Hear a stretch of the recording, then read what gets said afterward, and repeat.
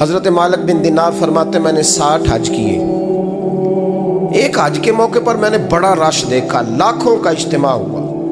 میری باتوں کی سمجھ تو آ رہی ہے نا آپ دوستوں؟ جو نہیں بول رہے انہیں بھی آ رہی ہے نا؟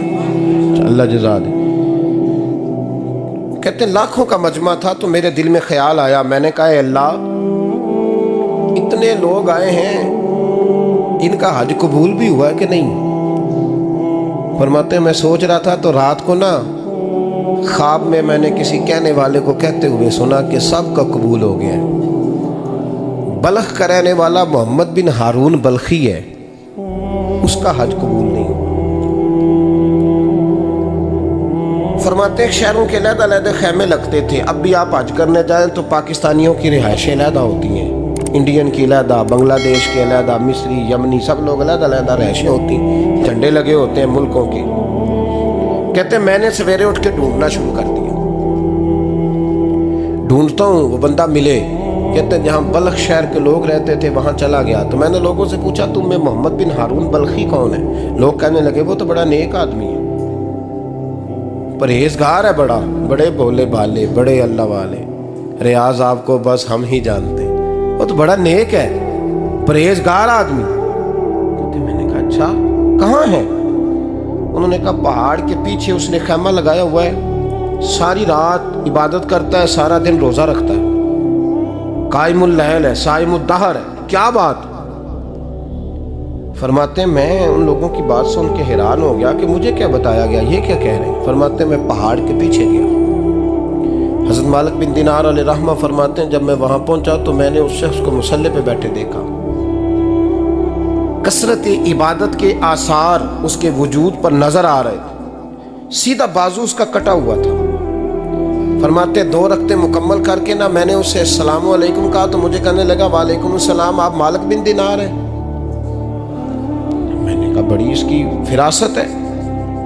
فرماتے پھر اس نے ٹھنڈی سانس لی، کہنے لگا آپ کو خواب آئی ہوگی کہ میرا حج قبول نہیں ہوا.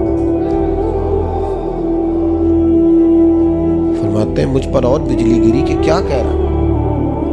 فرماتے میں نے کہا یار لوگ بھی تیری تعریف کر رہے ہیں اور تیری بصیرت بھی بڑی ہے، تو یہ ماجرا کیا ہے؟ کہنے لگا آپ نہ پوچھیں. یہ کہہ کے اس نے رونا شروع کیا، دیر تک روتا رہا. میں نے کہا نہیں یار تو بتا. کہنے لگا نہیں آپ نہ پوچھیں، آپ ناراض ہو گئے. میں نے کہا میں نہیں ہوتا، تو بولنا.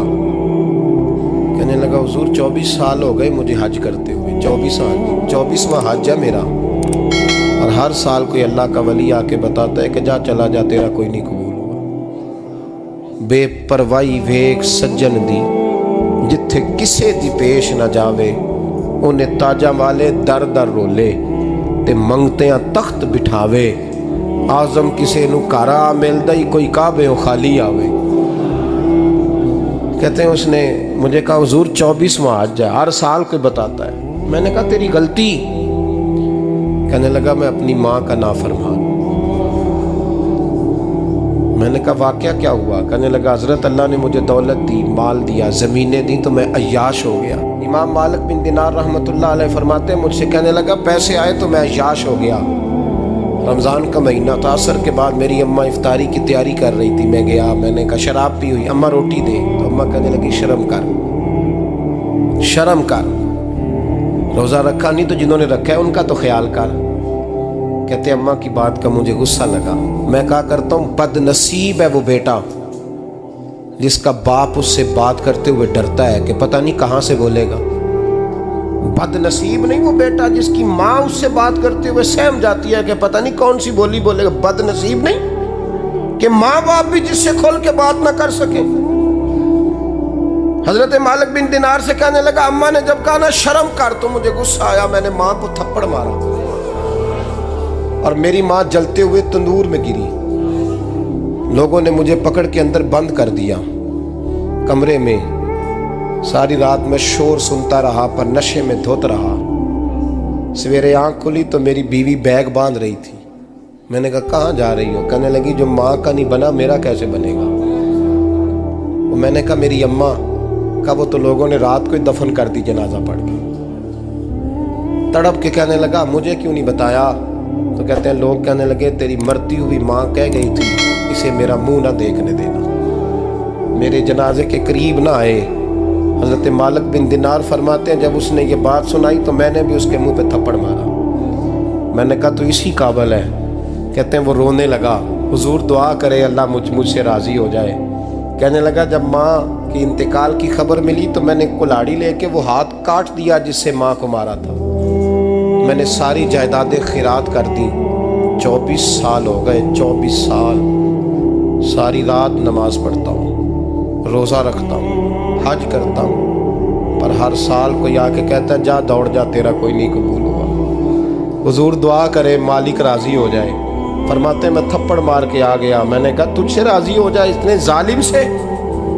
امام مالک فرماتے ہیں رات کو آ کے سویا تو مجھے خواب میں رسول پاک کا دیدار ہوا۔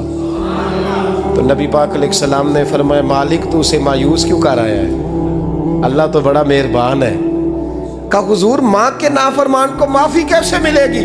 تو امام مالک فرمانے لگے نبی کریم نے فرمایا جا اسے جا کے بتا دے تجھے قیامت میں تیری ماں کی وجہ سے بخش دیا جائے گا۔ کہا حضور اماں کی وجہ سے کس طرح؟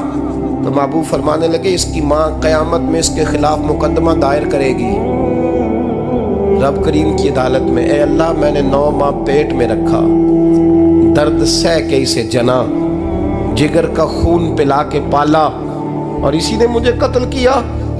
رب کریم اس کی ماں کا مقدمہ سن کے کہے گا اٹھاؤ اس کو دوزخ میں پھینکو، اس نے ماں جلائی تھی اسے بھی جلاؤ۔ محبوب فرمانے لگے جب پکڑ کر کے مالک اس کو محمد بن ہارون کو لوگ لے جائیں گے نا جہنم کی طرف، ابھی فرشتے گھسیٹیں گے ہی تو پلٹ کے پھر اماں کی طرف دیکھے گا اور دوسری دفعہ پھر گھسیٹیں گے تو پلٹ کے دیکھے گا اور تیسری دفعہ پھر پلٹ کے کہے گا اماں یہ مجھے جلانے لگے، اماں یہ جہنم میں پھینکنے لگے۔ میرے حبیب فرمانے لگے وہ جل کے مرنے والی ماں وہاں بھی بول پڑے گی، کہے گی